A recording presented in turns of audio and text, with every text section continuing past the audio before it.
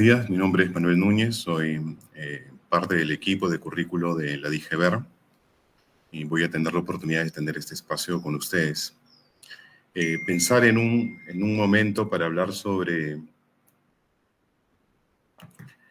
qué cosa significa ser competente puede parecer que de repente ya no es tan necesario, puesto que nosotros ya estamos dentro del enfoque por competencias, conocemos la definición además del currículo de competencia. Y sin embargo, a veces podemos tener esta definición, digamos, a cierto nivel como en el discurso, pero hay ciertas prácticas pedagógicas nuestras que de repente no se condicen perfectamente con esa definición. Entonces, precisamente para clarificar esos aspectos más bien prácticos de cómo se concretiza, digamos, esta definición en el aula, hemos querido tener este espacio para poder clarificar estas dudas. Como además este espacio es bastante retador en términos de tiempo, porque es 40 minutos aproximadamente, lo que vamos a hacer es escoger algunas ideas que nos parecen especialmente relevantes e importantes de compartir y poderles darles algo más de profundidad. Así que vamos a tener 3 momentos en donde va a haber un espacio para que ustedes también hagan comentarios por el chat y poder absolver las preguntas. La idea es que podamos hacer de esto un espacio más bien ágil, en donde podamos sentir que estamos siendo escuchados y que las preguntas que teníamos están de alguna manera siendo respondidas. Entonces, a continuación vamos a empezar con la presentación.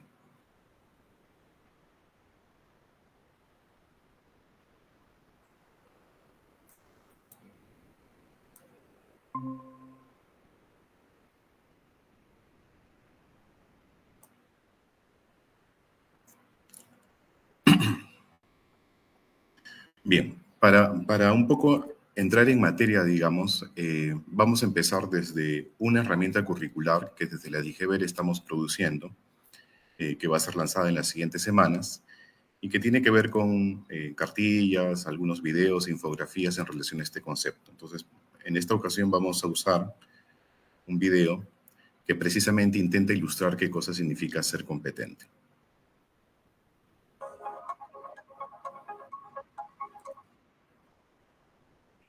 Ok. No, desde el PPT. Entonces lo voy a hacer directamente del... Ya.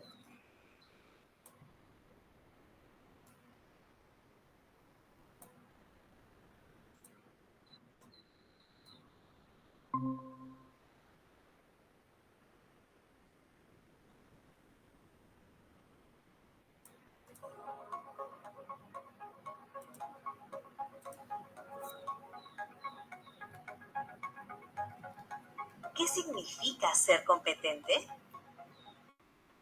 Es sábado y Julián, de 11 años, ayuda a su papá en las compras del mercado. Ambos deciden que para terminar más rápido, se dividirán las compras.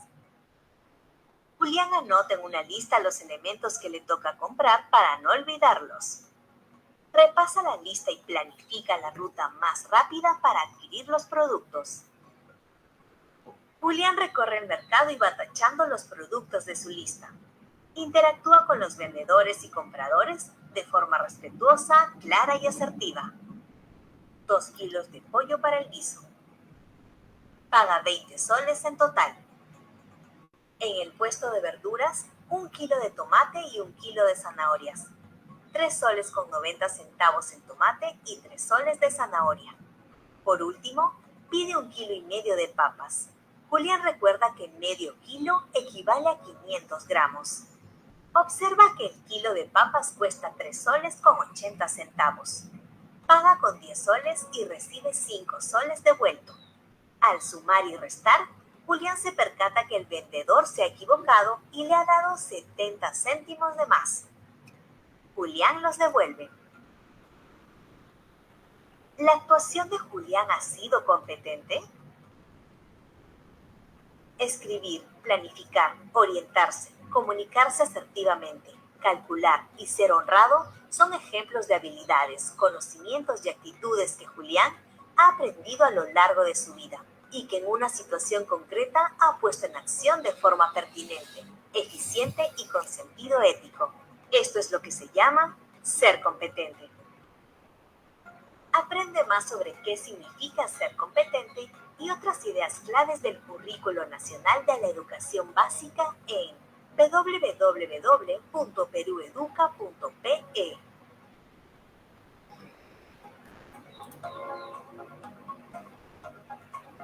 Ministerio de Educación. Ponle punche y ganamos todos, Perú.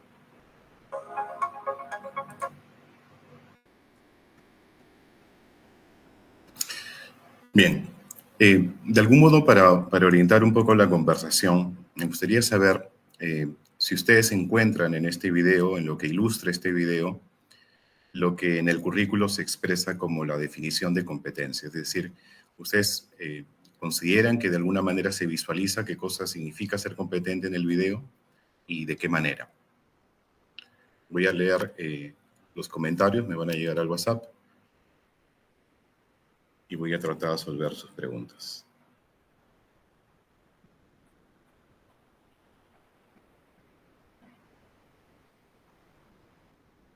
Recordemos un poco lo que nos dice el currículo sobre competencia.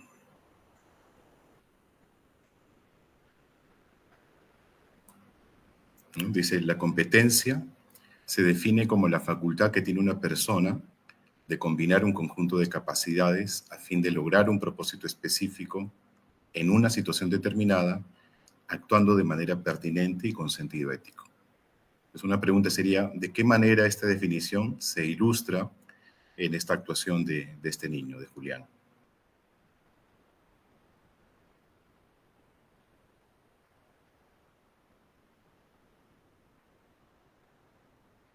Tienen, me parece, el chat ahí a la mano para poder enviar las preguntas o los comentarios.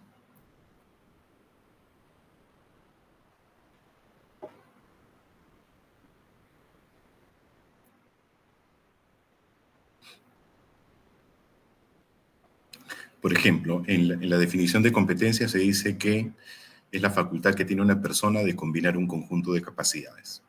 Entonces, ¿qué capacidades ustedes han visto que Julián pone en juego al enfrentar esta situación?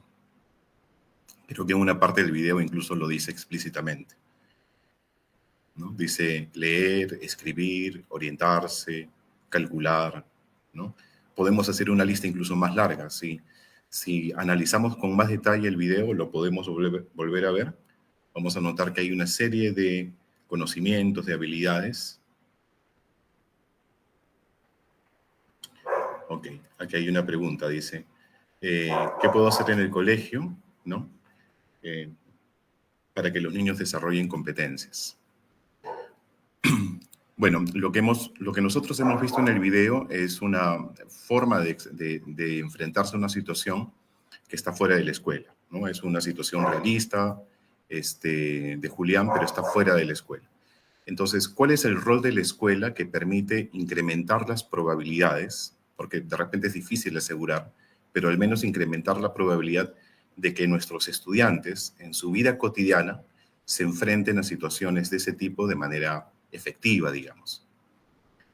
Y creo que una de las primeras cosas que tenemos que entender es que para que haya más probabilidad de que el estudiante se pueda enfrentar a situaciones realistas, las situaciones que nosotros también propongamos en la escuela también lo tienen que ser. Entonces, la escuela debería concebirse algo así como un pequeño laboratorio en donde podamos recrear situaciones realistas, auténticas en lo posible, de tal manera que no se perciba que haya una distinción entre lo que ocurre en la escuela y lo que ocurre fuera de la escuela. ¿Ok? Entonces necesitamos primero tener como primer filtro que todas las situaciones que nosotros podamos incluir tienen que ser lo más auténticas posibles. Desde luego nosotros no vamos a poder construir dentro de la escuela un universo dentro, ¿no? En algunos casos, por ejemplo, en primaria se hace este esfuerzo de hacer una tiendita, ¿no? En el caso de matemática, donde los niños pueden hacer transacciones comerciales y todo cosas por el estilo, pero no siempre es posible recrearlo todo. Pero en todo caso, cuando hagamos alusión a una situación, tratemos de que los elementos de esa situación sean lo más realistas posibles, que sean verosímiles, que sean creíbles, que las preguntas que formulemos sean las preguntas que seguramente nos formularíamos si estuviéramos frente a una situación real. A veces nos gana un poco esta mirada, digamos, más pedagógica e incluimos cosas que nos preocupan a nosotros como docentes. Pero en realidad lo que tiene que jalar, digamos, o liderar todo el proceso es la propia situación. La propia situación debería demandar al estudiante poner en juego determinadas capacidades, determinadas habilidades, determinadas actitudes, pero tiene que ser bajo, digamos, la demanda de la propia situación. Si la situación lo exige, entonces esas acciones, digamos, del estudiante van a tener sentido. Lo contrario sería que nosotros le impongamos actividades que en la vida real el estudiante no tendría necesidad de ejecutar. No sé si por ahí he podido responder la pregunta de Héctor. No sé si hay otra pregunta más. Si no, pasamos al siguiente punto.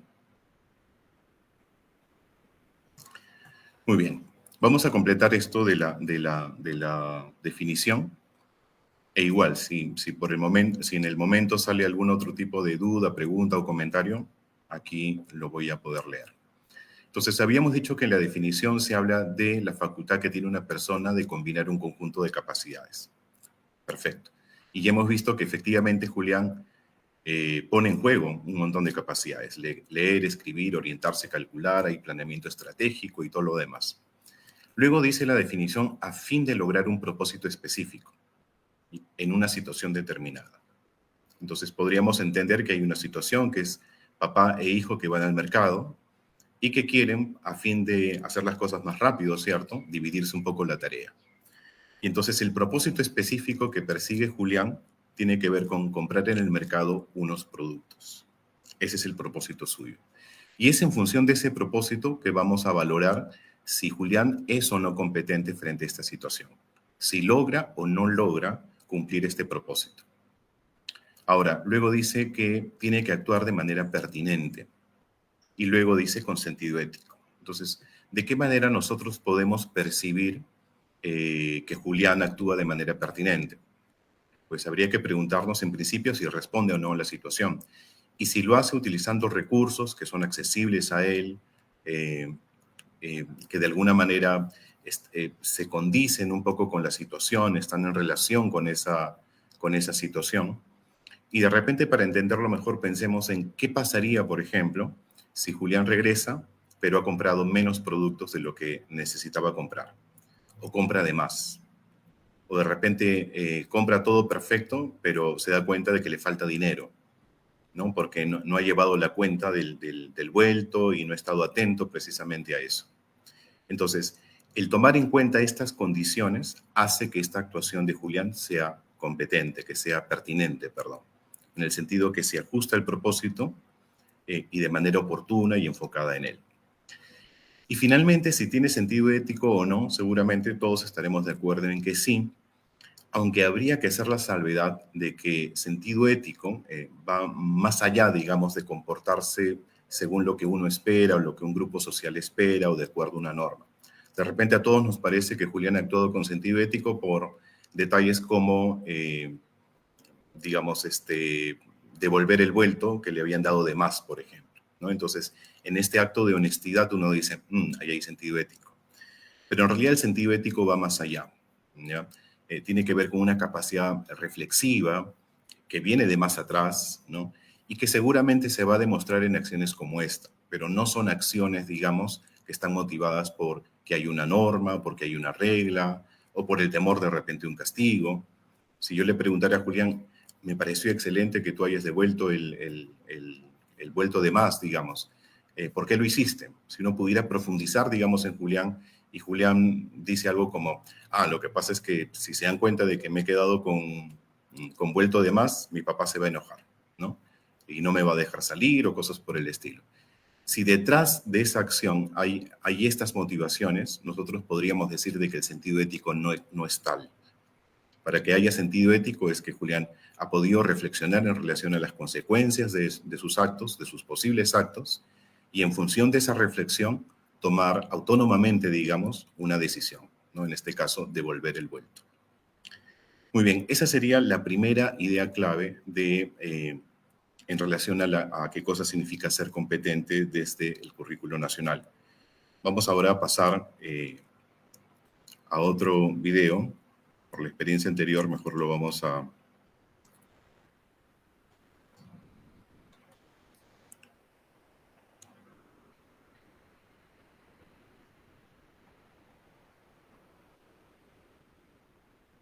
Aquí está.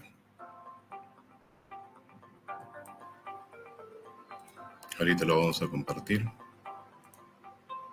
¿Qué es una actuación competente? Veamos a Marcos. Ya.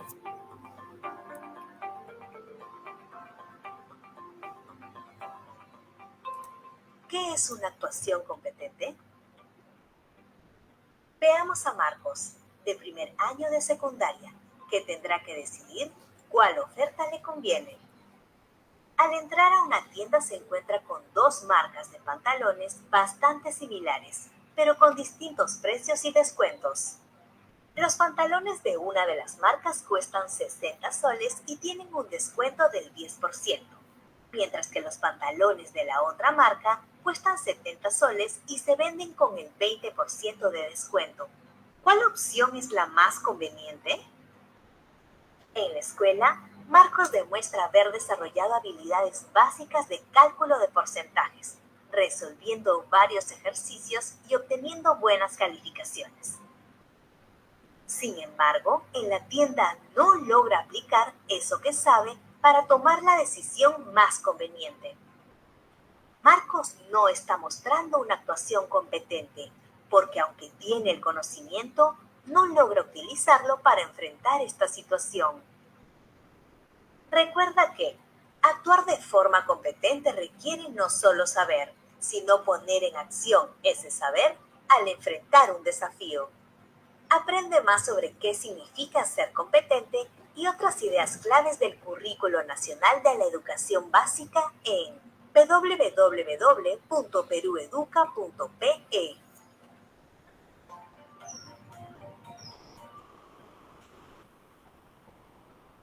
Ministerio de Educación, ponle punche y ganamos todos Perú.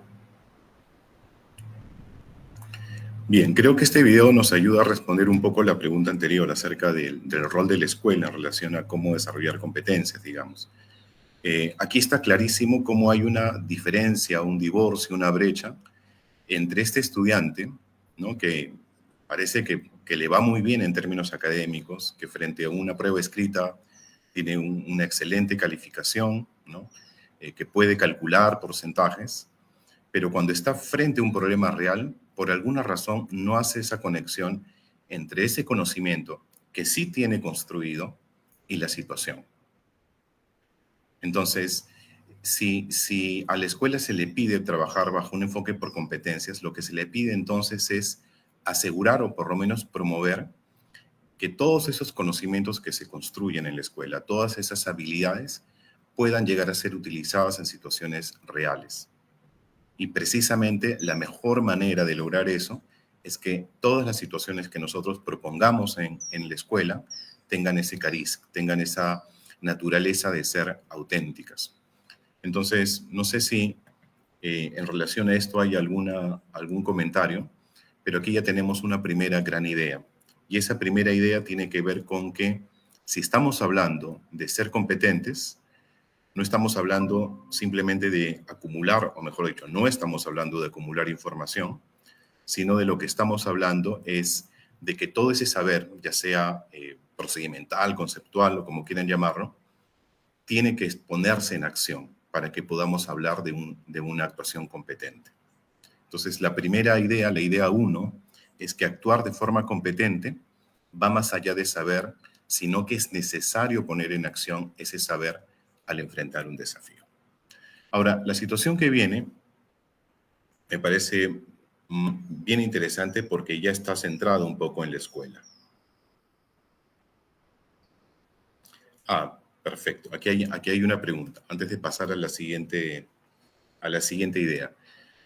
Fabio Junior Arcos dice, ¿cuál es la diferencia entre competencia y aprendizaje? ¿Existe la diferencia y si hay una relación? Ya, la pregunta es perfecta. Para algunos, competencia es como un aprendizaje más complejo. Desde luego, en el currículo se habla de aprendizajes, ¿no? Y está bien, el papel del aprendizaje es indiscutible. Pero cuando hablamos de competencia, estamos hablando precisamente de un aprendizaje más complejo. De repente, yo me siento más cómodo de repente con el área de matemática. Voy a poner ejemplos de matemática. Yo podría, por ejemplo, aprender a dividir, ¿no? Entonces, yo podría considerar que soy una persona que sabe dividir. Si a mí me das una división, yo la puedo ejecutar. Me das papel y lápiz o una calculadora o lo que sea, y yo puedo dividir. Pero de ahí a que estemos cenando o almorzando en un lugar y me pidan repartir equitativamente la cuenta, ahí hay un trecho. Entonces, la competencia tiene que ver precisamente con ese aprendizaje, utilizarlo frente a una situación realista, que seguramente va a tener otro tipo de factores. De repente yo me siento cómodo dividiendo porque para mí no ejerce mayor presión. Pero cuando estoy en una situación en donde todos me están mirando de repente, ¿no? Y todos están esperando que el cálculo sea correcto, entonces de repente hay otros factores que hacen que mi performance, digamos, sea diferente. Entonces, por eso es importante que nosotros podamos, insisto, y esta es una idea que la estamos repitiendo desde el inicio, que podamos proponer en la escuela estas situaciones de lo más auténticas, de tal manera que los estudiantes puedan simular en la mejor medida de lo posible estos factores adicionales que pueden costarnos un poco cuando estamos frente a una situación de lo más realista. Vamos a ver si hay otra pregunta. No, por el momento no. Entonces vamos ahora con la siguiente situación. En esta situación vamos a analizar dos casos. Los casos son de dos maestros. Vamos a ponerles por nombre Antonio y Renato. ¿Ok? Muy bien. Ambos son docentes de matemática de primer año de secundaria. En el caso de Antonio, va a tener una actuación en relación a sus estudiantes. Una mañana se acerca al salón y les dice al grupo, chicos, cojan sus winchas, sus cintas métricas y nos vamos al patio. Vamos a medir la losa deportiva del colegio, ¿ok? El perímetro de la losa deportiva. Y no sé si ustedes, pero si a mí en el colegio me dijeran, vamos a salir del aula a medir cosas en el patio, yo saldría recontra contento. Y seguramente, si alguien pudiera observar esta actividad, vería a los chicos felices, eufóricos, contentos, saliendo del aula a medir la losa deportiva. La pregunta es, a ver, imaginemos que se acerca, no sé, el director o otra persona al grupo de estudiantes y le pregunta a uno de ellos, ¿por qué estás midiendo la losa deportiva? ¿Qué podría decir este estudiante? Bueno, simplemente el profesor vino una mañana y nos pidió que midiéramos la losa deportiva. No sé nada más que eso. Lo estoy haciendo, pero realmente no sé por qué lo estoy haciendo. Supongo que será importante, será que tal vez en el futuro me sirva, no lo sé, pero en realidad no tengo una razón para decir por qué estoy midiendo el perímetro en este momento. Si le preguntáramos al docente, de repente él también diría, bueno, lo que pasa es que el perímetro es un concepto importante para la vida, etcétera, etcétera. Entonces, aquí lo que estamos viendo es una actuación en donde los chicos ponen en acción conocimientos, porque al medir el perímetro están utilizando un instrumento, están midiendo de repente con decimales, están sumando esos números decimales, o sea que están poniendo, a diferencia del caso anterior, ese conocimiento, esas habilidades en acción.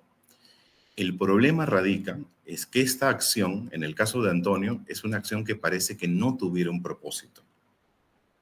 Y esa es una idea clave. Vamos a ver qué pasa en el caso de Renato. En el caso de Renato, dice, Renato junto a sus estudiantes se han planteado desde hace unas semanas recuperar una zona colindante a la escuela en estado de abandono. Con ayuda de algunos padres limpiaron y nivelaron el terreno y se tiene previsto cercarlo colocando algunas plantas alrededor. Entonces, para ello, los estudiantes han investigado qué plantas podrían servir para ese fin, ¿no? Deben ser plantas que puedan estar en la intemperie, que soporten un riego escaso, porque seguramente no van a poder hacerle mantenimiento muy seguido, etc. Y también van a averiguar la distancia a la que deben colocar una de la otra, ¿no? Y qué cuidados observar, etcétera, etcétera. Entonces, supongamos que en esta investigación han decidido utilizar determinada planta y que se sugiere que esas plantas se coloquen cada 30 centímetros. Entonces, la pregunta obvia sería aquí, ¿cuántas plantas necesitamos conseguir? Ya sea comprar o de repente gestionar una donación. Pero la pregunta sería, ¿cuántas plantas necesito para poder acercar este terreno? Y como sé que cada planta debo colocarla a 30 centímetros una de la otra, necesitaría calcular el perímetro. Entonces, lo que veríamos en el caso de Renato sería una acción muy similar a la de Antonio. Chicos con sus winchas midiendo el perímetro de un terreno. Pero, si te acercaras y preguntaras por qué, los estudiantes de Renato no tendrían absolutamente ningún problema en decir por qué están midiendo el perímetro. Porque a partir de ahí van a poder determinar cuántas plantas conseguir en el vivero, por donación o por una compra. Entonces, aquí tenemos dos grandes escenarios en donde la diferencia está en que en ambos casos hay acciones, pero en una hay un propósito claro, mientras el otro simplemente se queda en la acción pura. ¿Ok? Vamos a quedarnos aquí unos minutos para recoger algunas preguntas que pudieran haber surgido.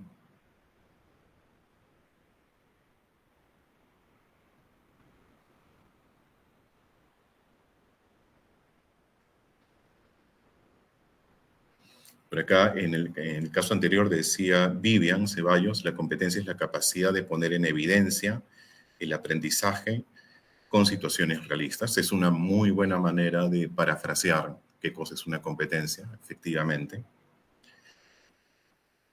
Fabiola Sotelo dice, ¿cómo puedo hacer para evaluar a mis estudiantes por competencias?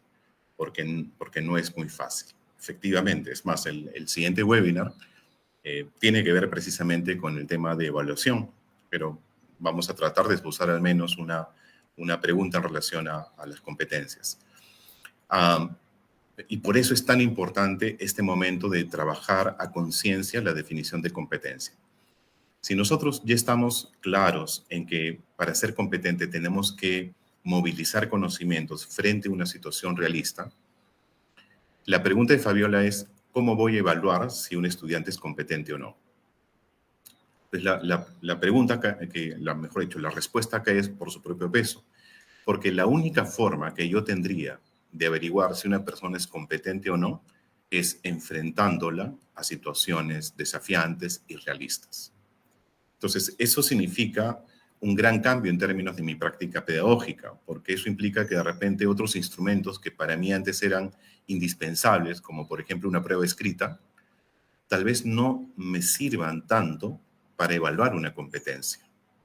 Porque como en el caso del video de este niño que sabía mucho de porcentajes, pero a la hora de la hora, cuando estaba en la tienda, no sabía aplicarlos, de repente nos va a pasar también cuando nosotros evaluamos solamente conocimientos por separado, ¿no? De repente vemos que efectivamente el estudiante conoce del tema, tiene habilidades, tiene ciertos procedimientos, tiene ciertas estrategias bien desarrolladas, cálculo mental o lo que sea, pero a la hora de la hora no sabemos si esas habilidades y esos recursos van a poder movilizarse frente a una situación. Entonces, la única forma que nosotros vamos a poder tener para saber con cierta seguridad de que un estudiante es competente es enfrentando las situaciones desafiantes. Entonces, si me permiten un pequeño resumen del papel de estas situaciones desafiantes y retadoras y auténticas, diríamos que tiene un doble fin. Por un lado, tiene el fin de desarrollar la competencia, es decir, a partir de exponer a los estudiantes estas situaciones, las competencias se desarrollan, ¿ok? Pero también tiene un segundo fin, que es el poder evaluar si esta competencia se ha dado o no en el nivel que nosotros esperamos. Entonces, si se dan cuenta, bajo el enfoque por competencias, el concepto protagónico es esta situación que sea retadora, auténtica y con todas las características que he mencionado. Si tuviéramos una tarea por delante como docentes, sería identificar a lo largo del año, digamos, o a fin de año, qué tipo de situaciones yo esperaría que mis estudiantes pudieran resolver en su vida cotidiana, en su vida personal, en su vida familiar, en el trabajo, a futuro, digamos, ejerciendo algún tipo de rol, etcétera, etcétera. Vamos a ver si hay otro comentario. Me parece que sí.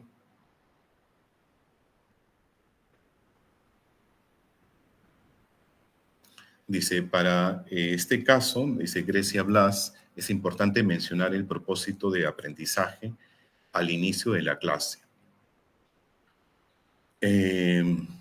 Sí, los estudiantes deberían saber por qué están haciendo las cosas. Pero me quedo pensando un segundo en la pregunta porque me da la impresión de que el propósito del aprendizaje, tal como está formulado, parecería que es algo que más bien viene de lo que el docente espera, ¿no? Entonces, en el caso de Antonio, que lo tenemos acá de la Winch y todo lo demás, de repente su propósito de aprendizaje es que desarrollen habilidades para calcular el perímetro. Entonces, como ese es el propósito de aprendizaje de Antonio, que es profesor, ¿no? Y lo comparte a sus estudiantes, podríamos decir de que Antonio ha actuado de una manera idónea, ha compartido el propósito de aprendizaje a sus estudiantes. Pero la duda que me queda y que quiero compartir es si el propósito de aprendizaje tiene que ver con el propósito que el docente plantea, con esta mirada pedagógica, digamos, o si, insisto, es el propósito que la situación demanda. O sea, la pregunta sería en todo caso, ¿el docente tiene que pensar en términos de propósitos pedagógicos para su clase y comunicarlos? ¿O pensar en situaciones que a partir de su resolución permitan el desarrollo y el cumplimiento de esos propósitos de aprendizaje que él tiene en mente? Es retador, por supuesto, pero va más allá de decir, hoy quiero que aprendas esto, sino te presento esta situación y yo previamente he diseñado esta situación para que me permita movilizar y construir esos aprendizajes que yo espero de ti. Pero aquí lo que determina, lo que manda, es la situación, no tanto lo que el docente declara al inicio. Pero no dejo pero tengo que decir que efectivamente el hecho de que el docente pueda comunicar a los estudiantes el propósito de las cosas es definitivamente una práctica que tenemos que incorporar, ¿no? No puede ser que los estudiantes estén haciendo cosas sin saber exactamente para qué están haciendo eso. Muy bien. ¿Sí?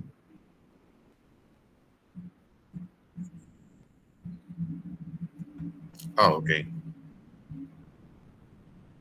A ver, voy a volver a compartir.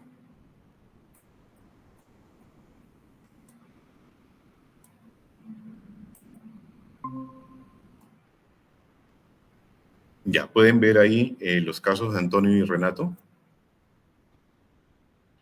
Perfecto, perdón, estaba hablando un poco en el aire entonces. Aquí están los casos que había planteado en un primer momento. Antonio, el que alegremente invita a sus estudiantes a salir del aula a medir la loza sin propósito, y Renato, que sí tiene, digamos, una situación en donde tiene sentido esto.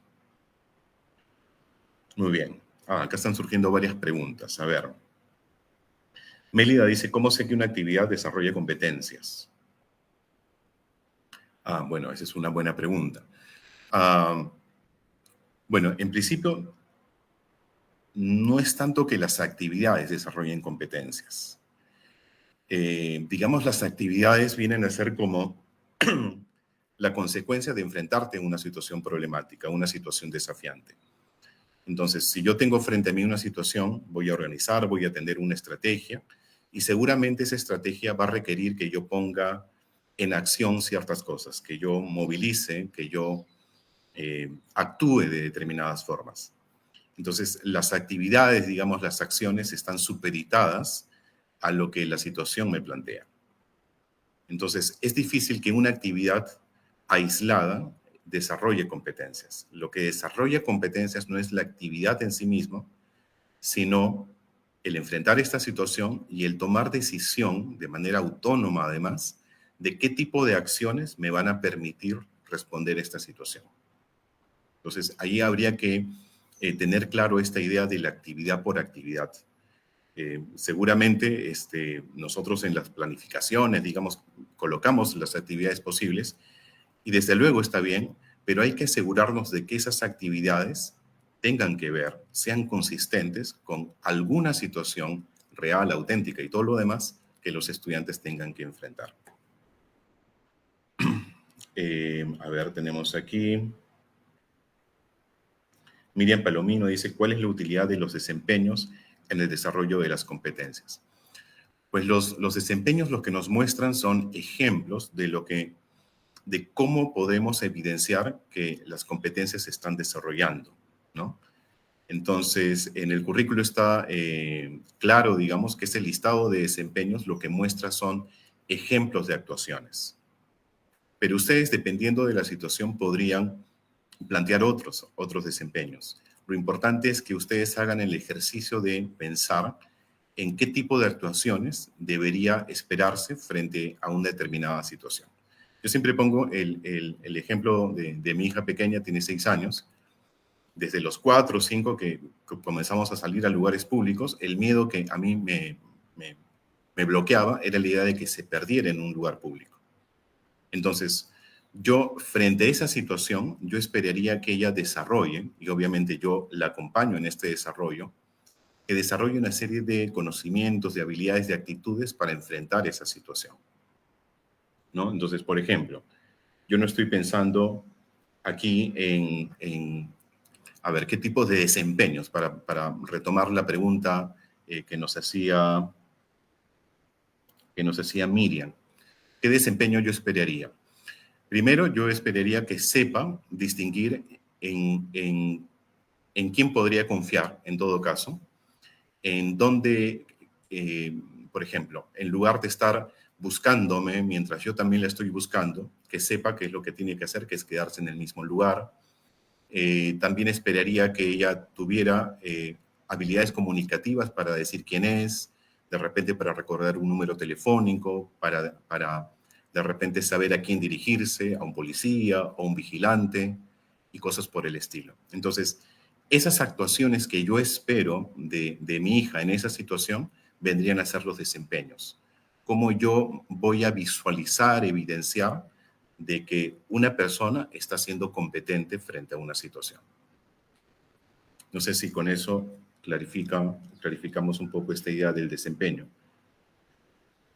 A ver, ¿qué más? Tenemos... Dice, ¿cómo se debe articular los aprendizajes por competencias, las capacidades, los criterios de evaluación, las conclusiones descriptivas y niveles de logro? Eso lo pregunta David Acosta. Yo lo invitaría al siguiente webinar porque, en cierto modo, los dos dialogan. El webinar siguiente, que tiene que ver con evaluación formativa, dialoga precisamente con esto que estamos abordando ahora. Y no sé si vamos a poder responder todas esas preguntas, pero creo que algunas de ellas van a quedar razonablemente claras. ¿Ok? Vamos entonces ahora a la siguiente situación. Bueno, esta era una ilustración de lo que habíamos mostrado antes, medir sin propósito y medir con propósito, ¿sí? ¿Otra vez? Ya, ok,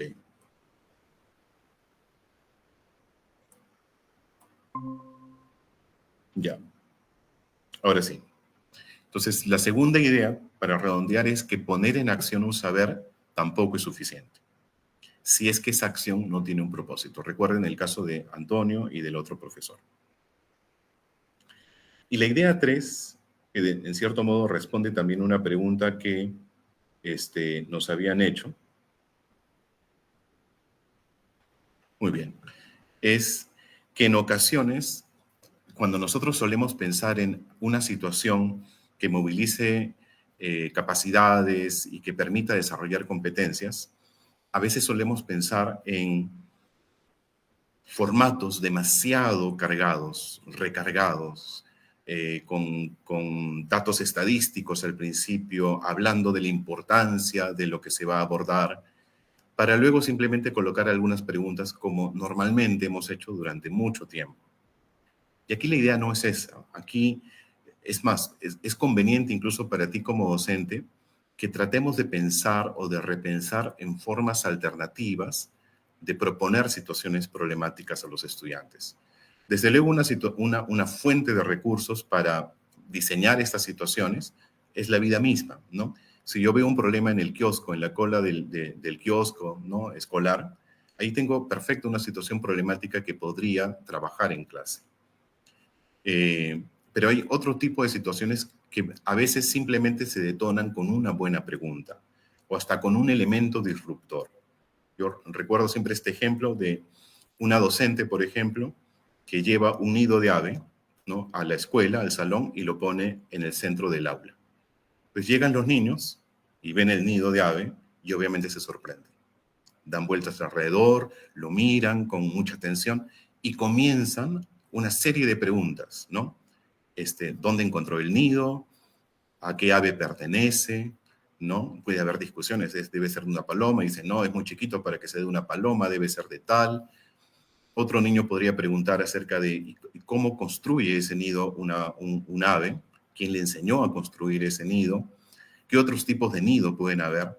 Entonces, un elemento atractivo, provocador como ese puede ser suficiente para desencadenar el desarrollo de competencias. Los chicos van a investigar, van a leer, van a sintetizar algunas ideas, en fin. Entonces, no pensemos que las situaciones que nosotros planteamos para el desarrollo de competencias tienen que ser armadas de tal forma que se vean muy artificiales.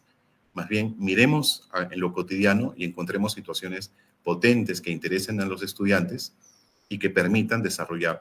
Y les aseguro que van a desarrollar más competencias incluso de las que uno pretendía en un primer momento.